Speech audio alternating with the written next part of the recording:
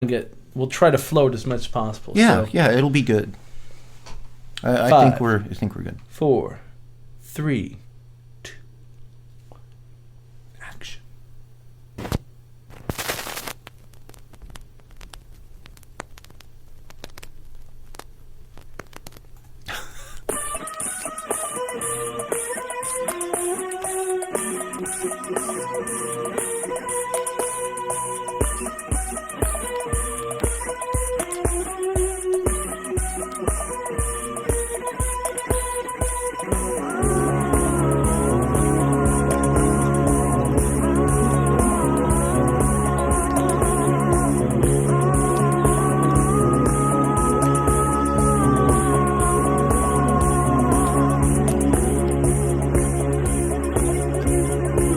She rides and goes off into the night, dressed up like an angel, dancing naked in a cloud so bright, kissing Hitler like a sister would.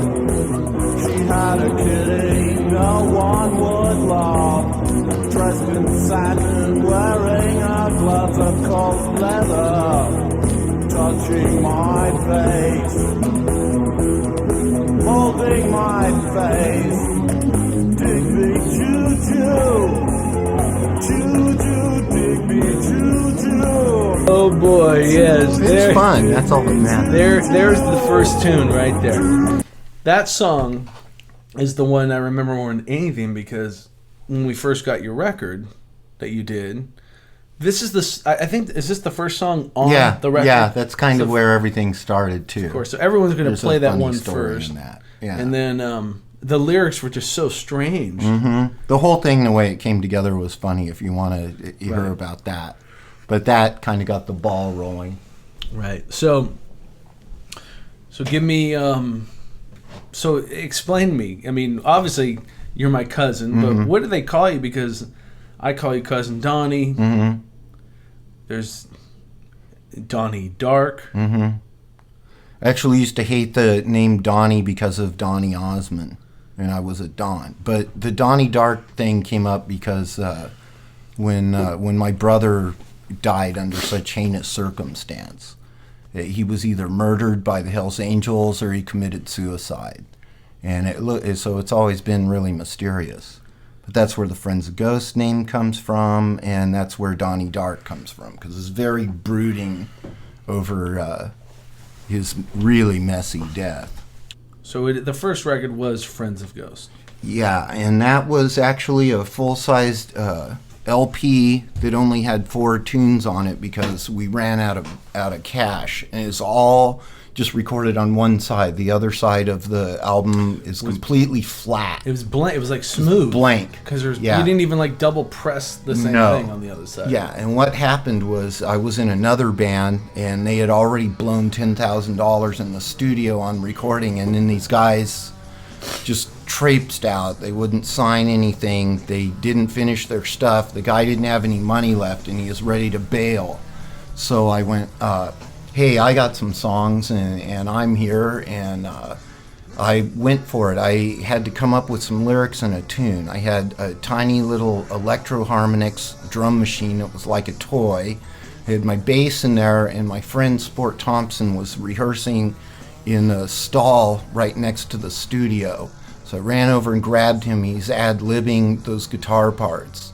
I did the little fuzzy sounding, kind of Egyptian-y, Indian sounding thing. Harmonic minor kind of scale. Yeah. And then the lyrics came from, it was basically mostly nonsense, but I had this really heinous, mean little socialite 20-year-old girlfriend at the time, and she was a raging alcoholic. She was beautiful to look at, but she had an ugly little soul. And the Kissing Hitler Like a Sister came from that. I met her at this kind of a festival that my roommates and I started in Orange County called the Demon Fest. It was the head honcho. That's positive. Was the Piz, and he's actually a pretty well-known artist, and he at the time was doing all of the ads for Ernie Ball, but he also was working for Hustler magazine. He did their little character of the beaver with the hard hat with the Anarchy A. So that was his work, and I was dressed as Hitler that night. Heil, their Digi. Right, Digi. That's why I love that Digi kind of did that. And she kind of just loved a man with a uniform. And Piz was my stormtrooper. He had actual, Nazi stormtrooper uniform on with a real gun, which he tried to grab out of the holster, and he broke her fingers. And I went like, well, he has a real loaded gun, Don't do that. Right. She was so drunk and horny, she basically feigned passing out in front of me on a car with her dress up over her head. I started laughing and just had her friends throw her into a car, so she was intrigued. Who are you and where are you from? I mean, kind of like... Well, according to the blurb on the record, I was a guy from a sleepy town just next to Mexico. It's from a place called Santee. And nothing happens there. And I basically wanted to do music. You're born in Santee in the late 50s? Yeah. I was born in Scripps Aquarium. We lived out in Pacific Beach. And we moved to Santee in 1959 when it was just built. It was all brand new. I was 2 years old then. I'm 117 now. Wow, you look pretty damn good. And it's funny how time... Can't say it's because of taking care of myself. It's mostly genetic. So, anyway, so you're raised out in Santee, which is in the boonies of San Diego. It's East County. Yes. Way east. And there was only one way in and one way out. And that was the back way. And it was very treacherous to get there. So. And I lived with with an Indian shaman who adopted me. I lived in a little hut made out of twigs and roadkill. So how did? No, look, you obviously are in the family. So I think genetically, or however you want to say it, music is in the family no matter where it all comes from. But I really think. I don't actually believe that it is genetically transferred down to you. No, it's not. Nobody in the immediate family, my parents, my grandparents, nobody played at all. Right. So you got this musical buzz gene kind of desire from something and somewhere. What was it? Do you know? Well, basically, it was like a kind of an evolution from my grandmother, who was she was an artist, and. I started out painting, and I wanted to be an artist, and then I wrote, and this is when I was about 4 years old, and I started doing music because I realized that painters and writers weren't making any money anymore. So here you are, raised in Santee. It's 25 miles east of San Diego. Yeah. In kind of pretty much the desert. Yeah, at that time there wasn't really anything around except for lots of hungry animals. When did you first get exposed to music and you go, I kind of dig that? For me, I thought music was incredible and only gods could do it. I didn't ever imagine that I could play. And I remember when I was about 4 that I could... all of my favorite tunes I could kind of break down in my head, separate all the parts, and I could click all the drum parts on my teeth. I would grind my teeth, to jazz beats and stuff. But we were up at my Uncle John Helk's cabin up in the mountains, and I was listening to a Victrola. And I was listening to Rhapsody in Blue, and I was just going, God, this is incredible. I thought that was so hot. And also tunes like Wooly Bully were playing, and weird stuff like Mellow Yellow. There was a bunch of hippie psychedelic music going, and I thought, wow, music's really cool. But I still didn't try to play it for a long time. I went to a music class briefly. I had a teacher named Mrs. Beck and was learning how to play the drums. I thought that'd be great. She gave me a drum pad and music to read, and I thought, fuck this. I'll never be able to play it. This is horrible. Right. And so I didn't try to play again for a long time. Oh, Magic Baby Doll. Yeah, Magic Baby Doll. We'll just I'll do that explain really what quick. that's about later if you want.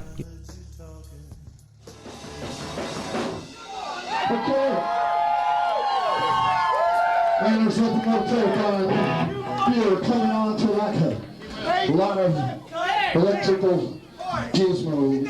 Hey, eat some more food. Eat the corn, goddammit, it's good for you. Indians eat every thousand a year. Look at their teeth.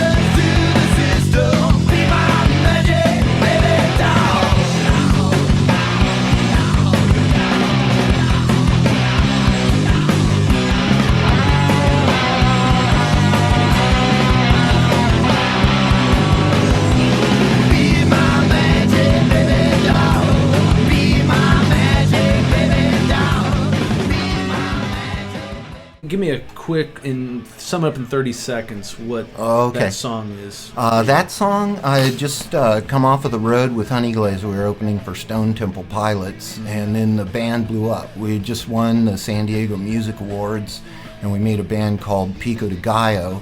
And that song, we ended up at the Music Awards again at the Symphony Hall. And this was a song that we played, and it was about hanging out with a chick shooting up cocaine and heroin. It was actually just called Magic Baby Doll. 15 seconds to the system was about how long it took for the smack and coke to hit. Right. All right, so now you're a teenager, right? Probably 6th, 7th grade.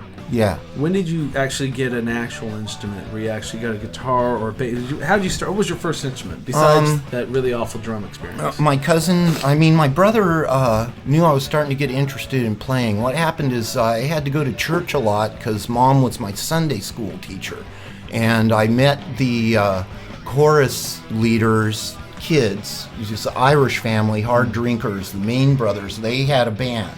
I'd go over and hang out at their house, but I didn't think I could play. I started picking up they were playing with their brother-in-law who played the bass, but he was tone deaf. He had an incredible rig though, nice Fender Jazz bass and a big Sun amp. And I discovered that I had a great ear. I could just jump in and play the bass, which was weird because I had no training whatsoever. I just had a super ear. Don't get so serious on me, man. I was excited. It's the coffee. Anyways, they went like, wow, they started sneaking me over and kind of pushing their brother-in-law out of there because I didn't own any equipment. Right. He found out about it and flipped out, but by that time, my grandmother had bought me a little Japanese bass for $40. Nice. Yeah. And now you're starting to kind of take interest to the bass is obviously the one that... I thought it'd be easier to play. Like, how dare I even imagine I could play a guitar or any other instrument? It only had 4 strings. So I thought it would be easier to play. Right. When I found out I could play it well, then I got into jazz fusion, which nobody was doing. Mm-hmm. You know, they're basically, my friends are in their little, beer keg party rock and roll cover bands, and I'm playing like Yes and stuff like that. So when would this would have been maybe 71, 70? Yeah, it was back there. Right. Then I went immediately from having that little cheap shit bass when I started realizing I could play and I bought Rickenbacker stereo bass, which I still own, and I was going to buy it for $400. I found out it was stolen, so I went, fuck you, and I got it for about, I had only given about $100. Really? Yeah, you couldn't do anything because it Right, was stolen. right. So I still have that bass. I love it very much. I know that bass quite well. It's got a big Felix the Cat face on it. Yes. Okay, so you started playing. When was your first band? First band was with another cousin Joth up in Orange County, and that's the band that we blew the $10,000 on that didn't do anything. They were very bad, good writing, terrible players. We did get to play with some pretty cool bands, though. We played with the Nails, 99 lines or 88 lines about 99 women, or 99 lines about 88 women. It's a really cute little song, and excuse me. We also did a lot of gigs with the Violent Femmes because we were kind of funny and quirky like them. What'd you do in the band? I was the bass player, but I also babysitted everybody in the band because they were babysat awful. Yes. Everyone in the band. Yes. Like the drummer was like just horrible. He traded a little black and white tiny television for this really shit drum kit, and all of the studs would fall out of it at gigs because it'd never adjust it. And I'd go like, "You got to tune it. You got to do this. You got to do that." And he would ignore that. So I would tune up his drums without him knowing, and then he would go like, "See, I don't have to do any of that shit." Now, what year is this roughly? This is 1982. So punk rock is pretty much kind of the main genre of rock bands and out at that point I was a sound man for Tim Mays and a company called Rainbow Sound based out of Los Angeles, and I'd been touring up and down the coast, not in bands, but as a sound man and stage manager, and I got to see a lot of the real good bands. Like I got to work for the Cramps, and I got to work for Black Flag before and after they got, Rollins, and did many shows with like the Germs and just all of these crazy bands, lots of shows for X. Anyways, I got introduced to a lot of good stage presence and a lot of do-it-yourself fun, and I wanted to get out there. And even though my band was terrible and the people I knew would make fun of it, I'd go like, we're in clubs in Los Angeles, we're playing. Right. So now this is the band that was in the studio. Was it up at Capitol? No, we were recording down in San Diego and all of that stuff, and the guy ran out of money that was producing us. He totally was disenchanted with that band, and that's when I recorded the first song that we heard, because I wanted a chance to do something. Well, let me do this. Let me jump to a quick break, a quick commercial break, as they say on the internet. And I'm gonna play. I'll play another track from them this year. I'll play this "Walking Line" in Time of the Season cover. Oh, "Walking Lines" is. I still like that song. Okay. It's very psychedelic. Check it out. I wrote this for the band I was talking about, Cement Bugs. They were called because basically it was so simple they couldn't screw it up. Let's check it out.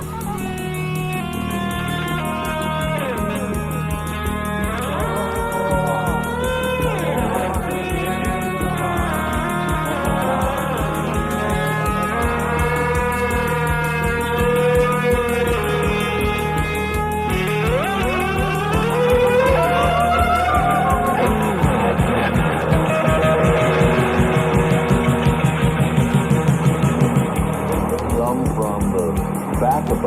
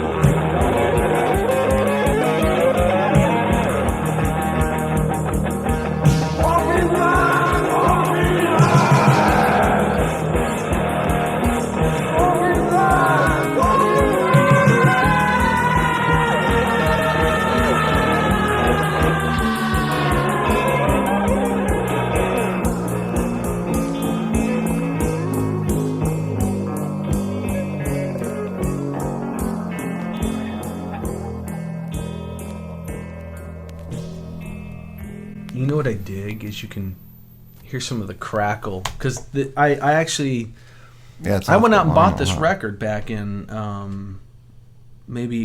went on a big vinyl frenzy like in 2000, 2001. It was like buying vinyl left and right, and I went everywhere to find. I searched everywhere for this record, and you know where I found it? Was up in Encinitas. Wow! At this local, it's a freaking killer record store up in Encinitas, and of course they had like 2 copies of it, so I picked up both copies, and I think I got them for maybe $20. Nice, or something like that. So I spent $40 getting these Thank LPs. you. So I got that one. Lose Records, yes, that's it. Yeah, Lose is great. I could pretty much. It depends on who it is. I might have gone with that person right there because I think that's who turned me on to it. Anyway, yeah, so I picked that up and I just threw these things into the computer so that you hear all the crack. I didn't master, I didn't do anything, so they're really kind of cheesy. I like that. But I dig it. So, so you were singing on that one. Now, you said that was your first attempt at singing or something like that? Yeah, and I made the song so that I wrote it specifically. This became a habit for me in later bands, is I would write for whatever skill level that the people had.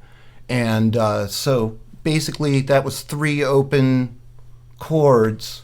Joth was very unstructured, sounds the like guitarist. A 5-4-1 progression. Yeah. And actually Joth ended up, he was the guitarist, and our cousin, he's the son of a prominent psychologist, and he ended up going nuts after that and living in Golden Gate Park. Right. Yeah, he actually lost it, and you can kind of hear that in this tortured playing. So it is like an acid trip. So let me ask you this with this first record, because this is the one that I know more than any of them, because that's pretty much the only one. I didn't really get into the 80s stuff, which we'll get into next. Like the first song, Juju Digby Juju, there's 4 songs on the whole record. Yeah, first one I had no band. So the first one you didn't have a band. You just had you got the drum machine, you grabbed the guitar player, and you just went and cut it really quick. Yeah, and that got me to the next place. Right. You so know, you had I one really in the wanted can. to do it. So this one you kind of worked with it. You had a couple guys. Was it the guys in the band that were recording? Yeah. Okay. And so I actually, and I still to this day I like that song. Reminds me of like a really old Pink Floyd or something. It's just kind of out there, and it is spooky and atmospheric.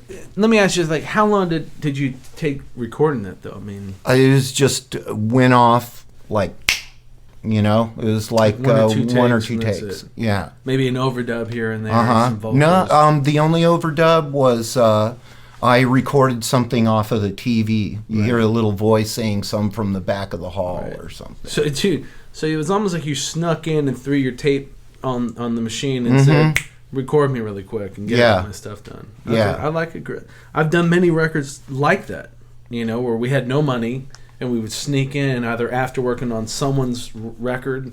We would stay afterwards. Some time. Yeah, we might have 2 hours. They left at 8 and we had it blocked out until 12. Yeah. Well, we'll go in there and just use the setup that we used. That's exactly how this happened. Like those guys were just more interested in being out drugging and stuff than working, and I wanted a chance to do something, and this guy, the producer, was going to leave because he'd already spent $10,000. Right. So I went in there and scavenged anything I could, and it was enough to get me to the next place. Okay, so you do this record, and then there's 2 other songs. You did a cover. I did a cover of Time of the Season by the Zombies, where I actually had a pretty good drummer come in and a professional saxophone player. Right. I don't like the singing very much. Right. But, nobody does when they start out, and I was scared of my own singing, so I'm trying to sound like, I don't know, somebody. So, all right, so that's 82, is that roughly when that was done? Mm-hmm. And that was the year after my brother was found dead. Oh, so you did this after Brother Jim passed? Yeah, because I was more interested in just getting married and settling down. And in that traumatic experience, I just went like, fuck it, life's short. I want to do this. I'm going to go try to do this. So how did you get from getting everything recorded and mixed to the next level. Now you got to get it to an LP. The next thing that happened is like the guy went ahead and pressed the LP. Mm-hmm. I still didn't have a band, and I had some fans in Los Angeles. I had moved back to Santee, and one day I get a call from this chick that's going like, "Hey, I've got a gig for you in LA at the Citrus Colleges, and a radio interview." Colleges. That's Pomona Cal Poly.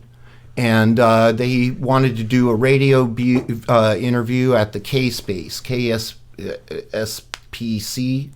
And so I lied all about having a band. I said that, my bass player just died, and we were on tour in Tijuana, and he died. So my friend Lenny's going to play bass on keyboards, because I actually had no bass player. Right. So I had a friend that was a great drummer. And we lied our way into a gig, and I lied about everything on the radio station. I said there was thousands of people thronging outside. The illusion of success. Right. And we got to do the show. There were there was about 600 people there, because we just made up a bunch of shit. And I said like, "Hey, just call in, I'll let everybody in for free," which pissed the college off. Right. But they had to do it because it was their radio station. But it got me a whole lot of publicity and a big crowd. So fuck them. That's amazing, man. So a little hype on a college radio. Yeah. Kind of took it to the point where you had this gig. And And then I could get good players after that. And then you made the LP, you got it pressed? Yeah, it was pressed before that. I had no band or anything. The guy that had spent all the money needed to have something to show for blowing $10,000. So he went ahead and pressed that. So instead of the band that you were originally in, started the one that he spent all the money on. He spent $10,000 recording them and got nothing. Right. I spent a total of maybe $150 to record those four songs, and then he had enough money left over to press 1,000 vinyl things. And there's no other side on the record because I had no other music. God, I wish I had one of those here. It'd be funny to show. But all right. Well, let me try to see if this is another track. Or I think, what was the fourth track on there? Or it was Chow Manhattan, which I actually ended up doing a really good version of later when I got a real band. Tell me if this is it. Yeah. All right, let's check this out.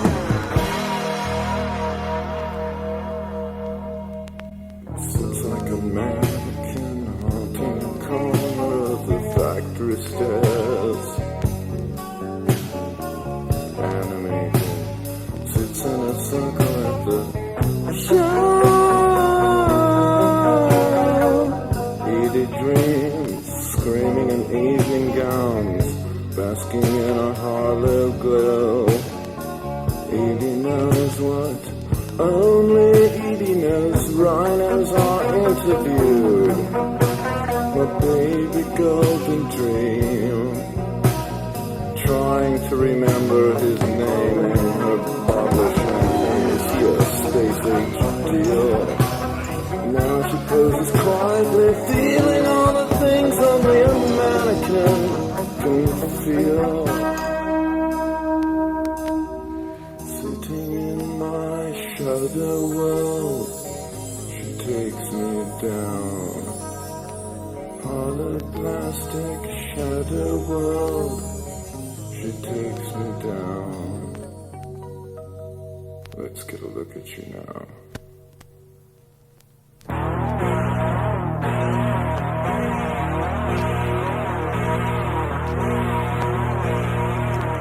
None of you can judge me, but only you may touch me. Did you vibrate when you swim? Do you always mean to hurt me?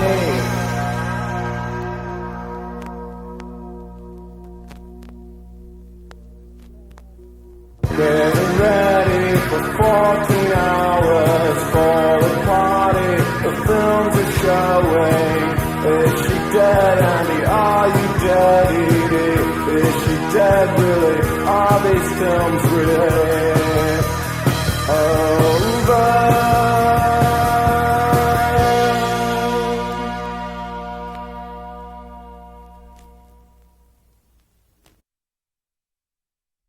So this is 82. So Mm-hmm. you now after you've done the record, it's been pressed. You end up getting that gig. Mm-hmm. Well, after we did this gig, we decided, like, hey, we've got a little bit of buzz going. We got to do something real fast. We need a real band. Just like 83, maybe. Yeah, we need a bass player and all this stuff. So, like, we quit doing anything for a little bit and just started really hunkering down and getting some skills. We got a really outstanding drummer. I started writing my arrangements got a lot more sophisticated. We had enough time then to actually form something, because all of this stuff was just desperation, because I knew the other outfit was just going to fail miserably. And I knew that if I didn't do something immediately after the radio exposure, that nothing was going to happen. I went on a big campaign of, like, I made up a lot of bullshit before we ever did our first song. So what happened was I would go out with a massive graffiti campaign. I would make a little... what do they call those things? Like where you chop a stencil that would say FOG. They would look different every night. We would get drunk and go out and spray paint them every place that kids got stoned around different schools. Right. So they're all, what's FOG? What's FOG? You know, why they're smoking out or whatever before they go to school. And I made it so they were all different, so in case cops caught us, we would say, oh, we saw all these and we jumped on the bandwagon and see, this is our stencil. We've only made 4 of these, so we wouldn't get busted for the hundreds of them that were all over. Yeah. Then I started doing massive graphic things, like I would make flyers and put them everywhere, so people thought it was like a giant thing. Right. Nobody had ever seen it, though. Right. And in the meantime, we put together like a good professional band. We made a big stage show with, all kinds of weird psychedelic lighting and props and projectors. And, we kind of forged like a big image before we had a band. So everything was all marketing. Right. It's all marketing. It's Yeah. all it is. There's Yeah. to it. Okay, so when did the record with Len and the other, who's the drummer on that record? Bill Scanlon, excellent drummer. When did that record happen? That happened a few years later, like 86, 87 maybe? Yeah, about 86. But in between, what we were doing is like we would record stuff, release it on cassettes, and we were playing our asses off, getting our chops up and our stage, act together at that point. So we didn't have any vinyl, but we played every week. When you say cassettes, you mean like TDK cassettes, or did you print them up on like little homemade cassettes? Homemade, like mixtape kind of thing. On a 4-track or something, a little Fostix 4-track. Right. I started doing the engineering and I'd make all the graphics and everything. And then that's when we slowly got over to finally recording the Realm of the Senses. Realm of the Senses, yeah. Which is what I sent out as a Valentine this year to a lot of friends. To go download and check out. Mm-hmm. And okay. I'd like to play the arrangements for the last song that we just did, like what it sounded like with the real band. Well, let's take another break. All right. And take a listen. I'd love that. To Friends of Ghosts. Yeah, at this point it's a real band. Realm of the Senses. Mm-hmm. What's the album? And this is Chow Manhattan. Mm-hmm. Which with you dig this arrangement more and everything. So. I'm playing the bass, guitar, and doing all the vocal work on it. So now this is kind of the evolution of a guy who it's almost like you were a songwriter, went in and recorded the first record. But I had no time to... And you just threw down your ideas, and then now you've got a band, and this is what the band sounded like. Yeah, this is what came of it. Let's check it out. Here we go. Chow Manhattan.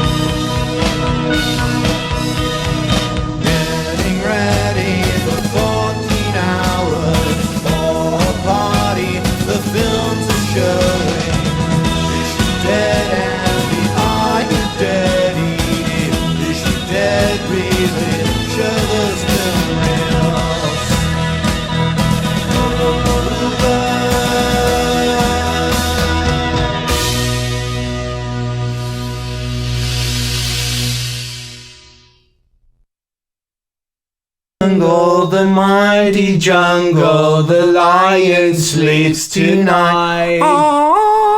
In The jungle, the mighty mighty. Yeah. You always gotta throw an English accent. Right, whenever because you're you know what? trying to make At fun that of something. point, I had absolutely no idea how to be myself or like what I sang like or anything. I was a big pussy and I was afraid, but I wanted to do music. I don't know if I would go that far with it, but it's like anything, man. I listen to even the record I did just 5 years ago, and I listened to my singing on that. It was like my first record I sang on, top to bottom, where I was actually the lead singer. It's very naked. But to then be. I listen to it now, and I'm thinking, God, listen how I was trying to sound there, or I hadn't really figured it out, or or you could hear that I was trying. You know, I listened to it and just kind of there's nothing wrong with admitting that, you know. But that's it part takes of a the lot growth. to go out there and even try.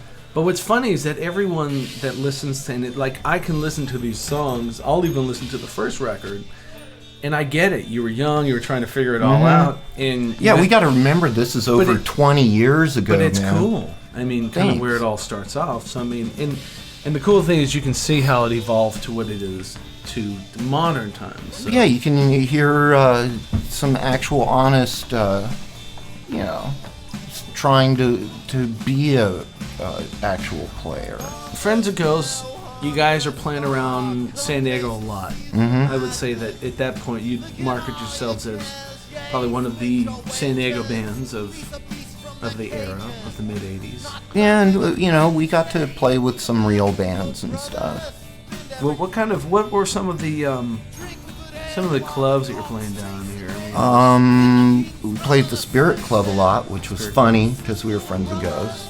Right. We'd play at Tim's, you know, old Casbah. We'd play at 2581 and Megalopolis, which are little tiny clubs. right. We'd play up in Orange County in San Francisco. So kind of the Southern Cal, NorCal. Yeah, yeah. We never got out of the state. What were some of the more memorable gigs that you played, specifically in San Diego, because this is our hometown. Okay. So. One show that was pretty funny is we were playing with Dramarama, and and we played with Community FK, which was like a blast.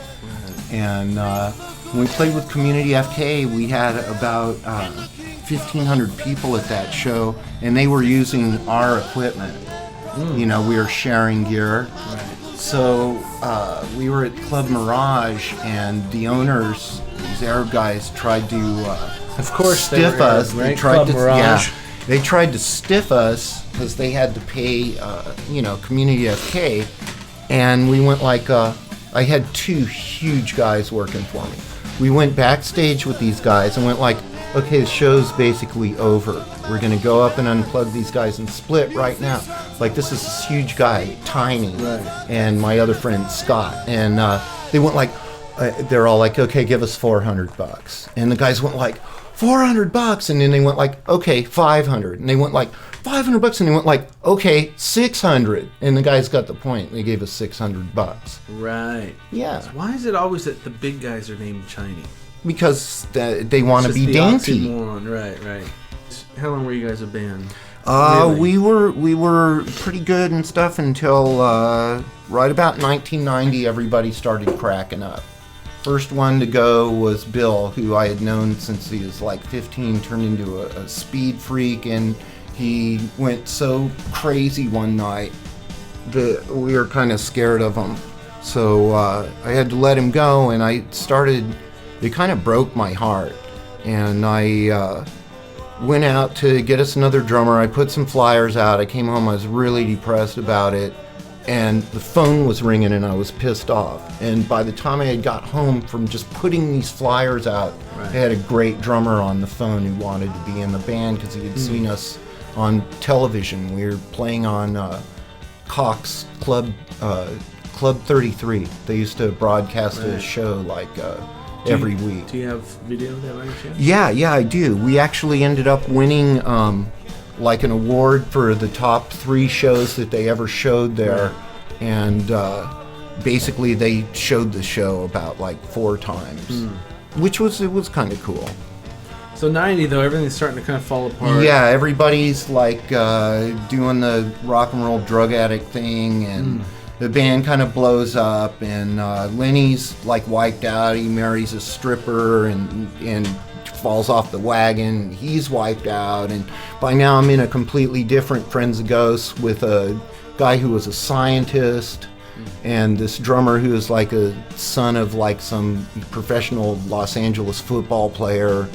And you know, this other guy, and we were playing at like the play schools and stuff like that, at sports arena and things. But like I was just getting kind of disenchanted, and I was starting to use and getting messed up. I remember one show playing with the Godfathers at the Bacchanal, where somebody gave me a bunch of ecstasy. And I'm sitting out in the back, starting to come on to this stuff, and all of a sudden somebody goes, "Oh, look at how Lenny and the new drummer, they love each other. Look, they're hugging each other." And I'm going, I look over there, and they're in a fist fight at this show, basically, at the Bacchanal. And I'm just like so out of it, I can't cope with it. And that was that was memorable, but that was one of the last Friends of Ghosts things. I was starting to think I wanted to get out of that trip. And lo and behold, I ended up going to the Music Awards that year to cover it for a magazine I was writing for out of Los Angeles. And I started getting phone calls from Honeyglaze, which was like a rock band. And I thought they just wanted photos or something. They wanted me to come front their band, and we ended up going on a tour through the Midwest for 91X with Uncle Joe's Big Old Driver and Rust and Lucy's Fur Coat, and we went halfway across the country. Is this the band with Mike? My friend Mike Albdenor. No, what year was that? This is like into the 90s. This is early like 90s. Yeah, and by 93 we're on tour with Stone Temple Pilots. And that's where the crossover to Pico de Gallo happens, Right. music like Magic Baby Doll. Okay, Magic. There's another song called Pico de Gallo here. Yeah, that's Pico de Gallo. That was kind of our little theme song. Okay, let me. Driving and Drinking is good too. I didn't know you had that shit. Okay, I'll play that one. Okay. We'll check. Now this is going into. Now we're in the early 90s. New band, new music genre. And So I'm just fronting this band, so I can be a complete asshole. I don't have to stay in one place. I can just jump on the audience or fuck or whatever I want to do because I don't have to play an instrument anymore. So you're a true front man, just singing. and I'm just having a blast. And what's interesting is if you listen to it, you'll hear your vocal shift in the style vocals, changes. yeah. Because now that you're not focusing on trying to play and Right. you're just singing And having a good time. You do. Yeah. We can even show a clip of this band, a film clip later. Let's check it out.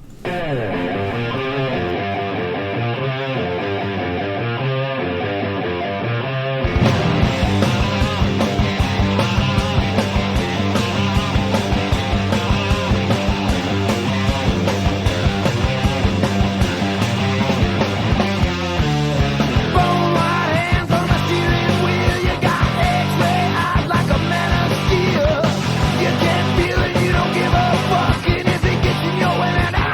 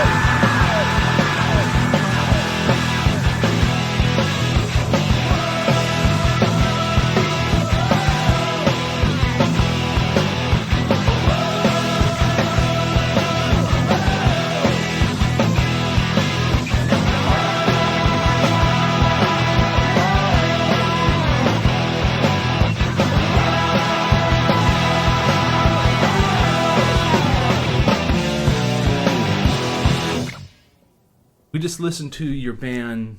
Oh, Honey something. Yeah, What are they Honey called? Glaze, and then we got I'm a into really Pico de Gallo. Remember, I'm a really bad interviewer. I don't know yeah. half the stuff I'm supposed to know. I think we were at the Music Awards, and I was wrecking Okay. it. Like the Leslie. Okay, hold Leslie on. was No, what we didn't figure out yet is this.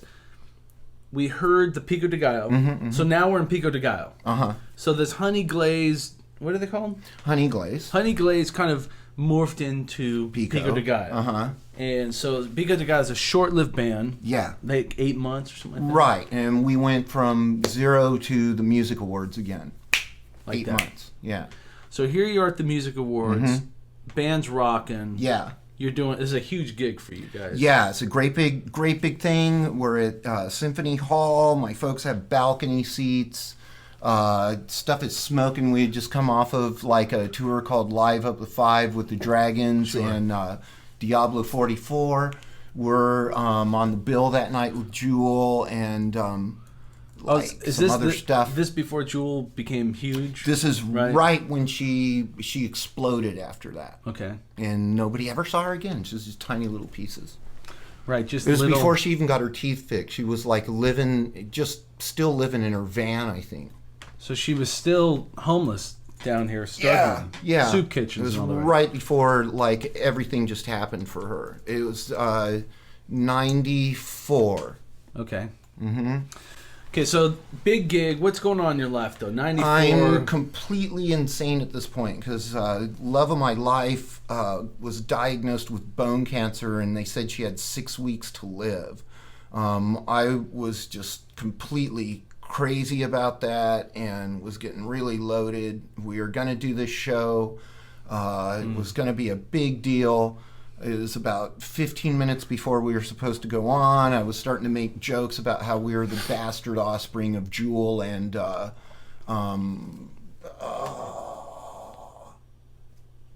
guy from the Beat Farmers, Country Dick. Okay. Montana was there too. So I was making this up in my head what I was going to do when I hit the stage. I went out to the car and got really loaded. And when I came up to the back entrance to go in, I asked the girl who was watching the door if it was time for us to go on. She asked what band I was in, what my name was. I told her, and she said, well, they were all chanting your name, but that's all over. Everybody wanted to kill me. After that, like, I was all just crushed. I went out to start my car. The key broke off in the ignition, and I spent the night kind of crying in my car. What year is this? This is probably 1994. 94. And we had just won the Music Awards the year before for Best Alternative Rock Band with Honey Glaze, and we were touring with Stone Temple Pilots, and that band blew up, and Mike went, let's make an instant other band, and we made Pico de Gallo, and that band just was great while it lasted, but yeah, we were all messed up. And It's a tough time for you. Yeah, and Leslie getting ready to die. It's like trying to hold it together, and I guess I just didn't. So I went out to my car and got loaded and missed the show. Right. And I had such a reputation in town that people thought that I was protesting the show.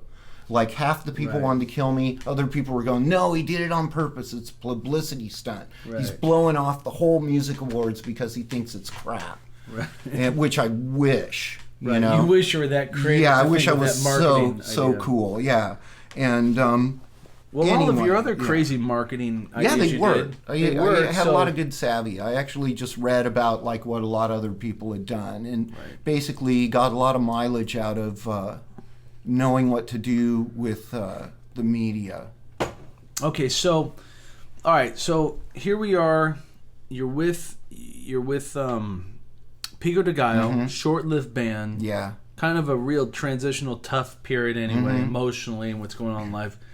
Obviously, the drugs kind of took over and did what drugs typically do. Yep. They kind of destroyed. Yeah, they just wrecked it. And typical rock and roll story. When she died, I was thinking, like, God, I spent my life in bands. All I had done since I was a kid was be in a band.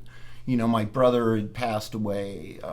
Leslie passed away. I didn't know how to relate to people except for being in a band. I didn't know how to go grocery shopping or cook or, like, you know, Yeah, and all I wanted to do was be domestic after that, you know. I was just crushed, and I thought, like, I want to be a real boy, not Right. like I want to grow Pinocchio up anymore. Right. Yeah. What's really interesting is you guys are seeing Donnie in a different light, because he's not cousin Donnie tonight. He's like, it's Donnie Darq, rock star Donnie. This is like, you know, my cousin, and it's cool that we're actually able to share the musical side of these. I appreciate it too, man. Because they only see you as the Silly kind of guy. kooky, funny sidekick Donnie. Yeah.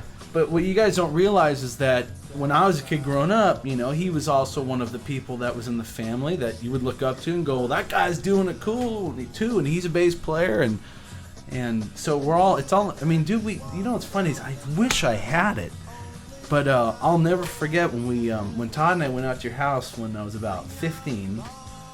It would have been in 88 or something like that. We had a jam in the studio jam that was in my session, man. kitchen, yeah.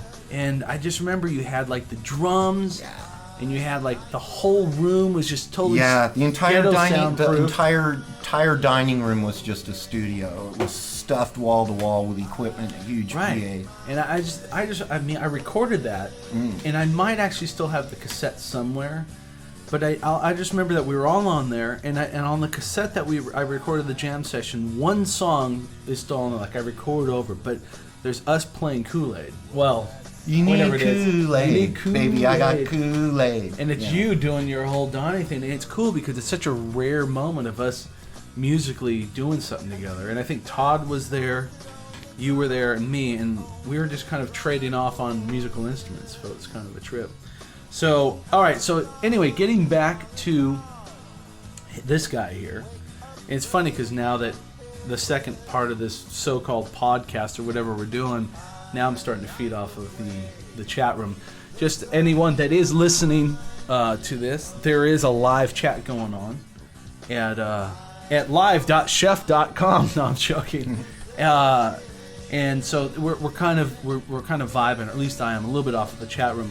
We are going to open up the phone lines here pretty soon so that you guys can call in, ask questions, talk to Donnie, and just trip out on them. So let me get back to this. Okay, so the Pico de Gallo's done. Yeah. It just fell apart, imploded. Yeah. Right. Now you're on to the third installment of Friends of Ghosts. And I'm playing with a scientist and a drummer. It's two guys named John, and we were doing a power trio, but also had a lot of jazzy stuff and kind of like Robert Fripp crazy guitar moments and stuff. But there was a lot of kind of melodic stuff, and we actually got a real nice write-up by Frank Zappa's then guitar player Mike Keneally, Right. who said that I had been making a brow-furrowing effort to remain keep my audience as confused as possible, because he thought that I was a really, just a big talent that was kind of hiding out or something. He couldn't figure it out. And so Brother Jim, Same deal. it's very cool. Now, even though it's a kind of a quirky feel, which is your style anyway, it's a very real tune. It sounds, it's kind of happy. It has some silly moments in it, but it's about a great tragedy in my life. So- And, it really comes from the heart and everything. When you hear it, you might not know, I'd like to just briefly mention what happened to him, what he meant to me. Yeah. Because that's what's behind the song. So you wrote this song about, I'd say, almost 15 years after he died, right? Yeah. So 13, 15 years? maybe? Yeah, it is something that I really loved the guy, and his death was just so bad, man, that I never tried to really picture what happened, because it was really painful. And what did happen was he was a great guy, family guy, wonderful brother to me, never fought with me, straight up, sweet guy. And the woman that he married, her brother was like a pretty high up in the Hells Angel, and my brother is like we used to race motorcycles. And so he related to this guy with motorcycles, but it ended up getting him a bunch of shit. And they found my brother with his head was completely blown off by a shotgun in his house, like he's just in his closet, all over the walls. And they tried to say that he committed suicide, and the neighbors told me that he was murdered by Hell's Angels. So there's a little bit of a controversy there. Right, which will never be resolved, but he was just such a sweet, solid guy. He would not do this in his house in front of his children, you know. I really doubt seriously that, I mean, who shoots their head off with a shotgun? Well, like some folks, you know, I mean, but I don't think so. Man. People do. Yeah. The thing is that it's a pretty It just seemed unlikely. it's a pretty intense thing to think that someone, if they're going to take their life, why would they do that? But yeah, why wouldn't he say something? But if you're going to take your life, yeah. Well, geez, they're capable of doing anything. Right, and we were all close, and So- I think he would have said, like, hey, I'm miserable, I'm Right. depressed, I'm thinking about doing something awful, and that's not what was going on. His house was Right. beautiful, his kids were beautiful, he loved them, and, you know, it just didn't make any sense. So go in and set up the song. Is there Okay. anything, because we want to check it out a little bit here. Okay, well, it sounds cute, and there's actually a line in it that says, rove in the west for weeds, will I get drunk till I get dry heaves at 16, and that's about, like, my nephew, one of his kids, Oh, right. because when he was 16, he was, we were having a smoke and with another cousin, and he drank a little and just blew chunks all over, and he was, you know, typical kid, like, oh, excuse me, I'm so sorry, and I thought it was kind of cute and goofy, and I threw the line in the song. So a lot of it sounds light and, you know, levity, and doesn't mention anything about murder, but it does say, you know, just... But it's about your brother. It's right, about just right. And it's remembering. about me keeping a stiff upper lip and holding out for him, like, keep it together for the family. So now you were going to go from a real rock and powerful kind of alt Yeah. garage band. To more jazzy, melodic Yeah, thing. kind of a jazzy, kind of snappy feeling. Yeah. Doo-doo. Right. Kind of open-ended kind of a Kind of thing. an open-ended kind of a thing. Okay, so we're going to check this out. Now, remember, unfortunately, these copies are not from you. These are mine from Okay. my old cassettes that I transferred into my computer years ago. So they're not the best sounding versions, but they're good enough. you Yeah, know? I think it'll show a kind of a cool juxtaposition from, you know, the last tune. Just that I like a lot of kinds of music. So just here like we you are in do. a third installment of Friends of Ghosts, kind of a new sound, new style. And let's check it. It's called Brother Jim, my cousin. Yeah, so you see, it's kind of an open-ending kind of thing right here. Something like that. Like that. And it comes into the, roving in the west for weeks. This song just rolled like a river. Schooling with the cons and freaks. Want to get my butt back home, where everybody's stuff is always open to discussion. Going round and round and round and round and round and round and round. Can't seem to get enough family kind of stuff.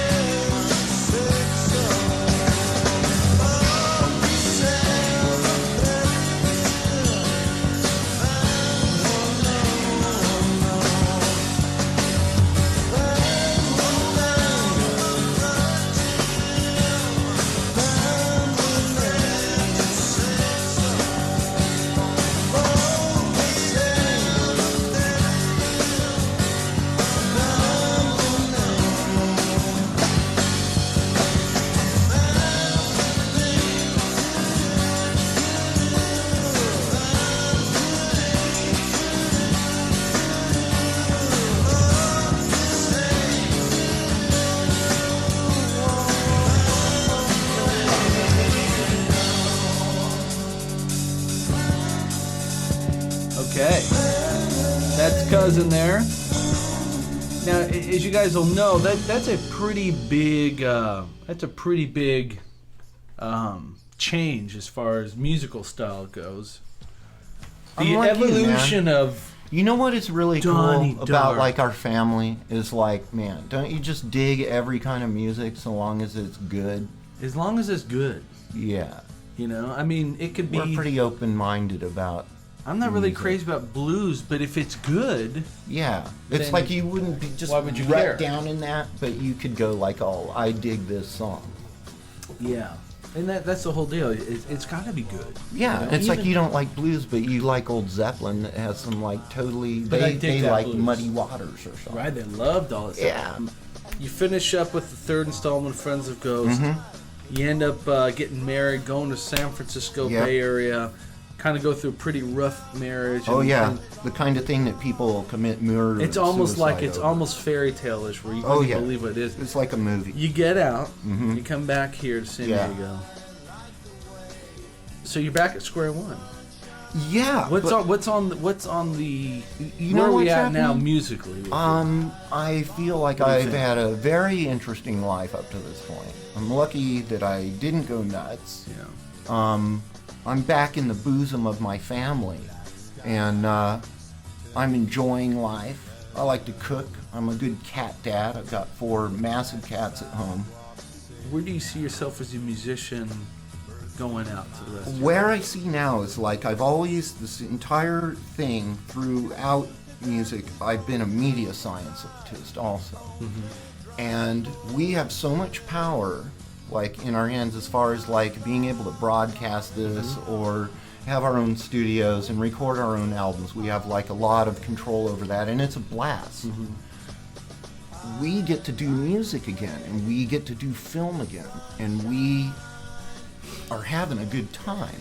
So I get to have the home life. Right. I get to be with my family. I get to be sane, and we get to do this. And Right. that's where I'm at. I love this. Do you see yourself making yet a fourth round of Friends of Ghost, or Possibly, but here's the beauty of it. I can do Friends of Ghosts. Yeah. I can do anything that we want to do. I could be in 30 different projects right now and stay home. because you can do it all from home? Right, and we can talk to anyone in the world. We can instantly deliver it. Right. We can do. We have complete control over. It's like the outer limits, man. It is like the islands. Yeah. Okay, well let's we'll wrap it up. Okay. I think I'll go out with Yeah, I'd like You- to take you some pick a calls song. if anybody's interested. we are what we'll do is we'll go out with a we're gonna take calls here in just a few minutes. We're gonna go out with one more song. What would be a cool one that you'd want to play? Kind of, it doesn't matter. I mean, I know that we kind of covered a bunch. I would play "Do the Verderline," but I just don't know if the lyrics are a bit abrasive. Oh, yeah. It's Right so now. cute though that like you get away with it. It is, but it's just It's so got little stuffed toys in it. I know it is. What do you think we should what should we play? I think we should do it, and if anybody wants to later, if it's going to be featured, they can just. There's only 2 words that are. There's one word It's one in word. the song that's questionable that can just be beeped. Right.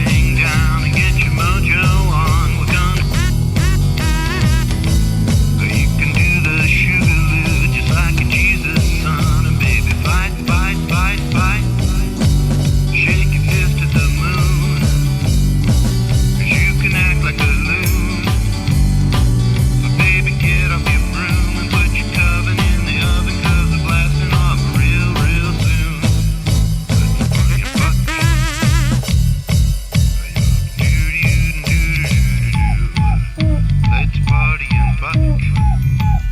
I'd like to do you like a dream.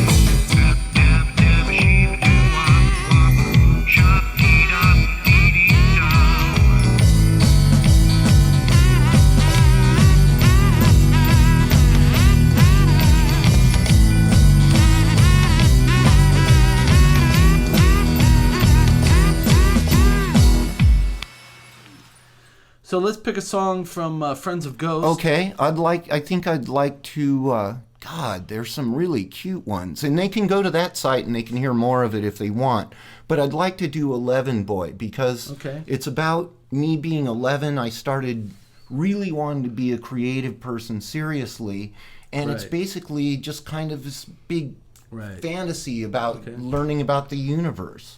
Okay, so we'll go out with that, and then when we come back, the phone lines will be open, and we'll start taking calls. And the Monday night chef experience, we'll run right into it from the phone calls. Yeah, we'll just take it from there. So we're gonna listen to a quick song from my cousin here, and then the phone lines. I love you guys. The phone lines will be turned on. So thanks for bearing with us through this stuff. Yeah, and I'm gonna have a smoke. This will be very interesting. I love you guys, and happy Valentine's to all those Valentine folks out there. I love you. I love you too.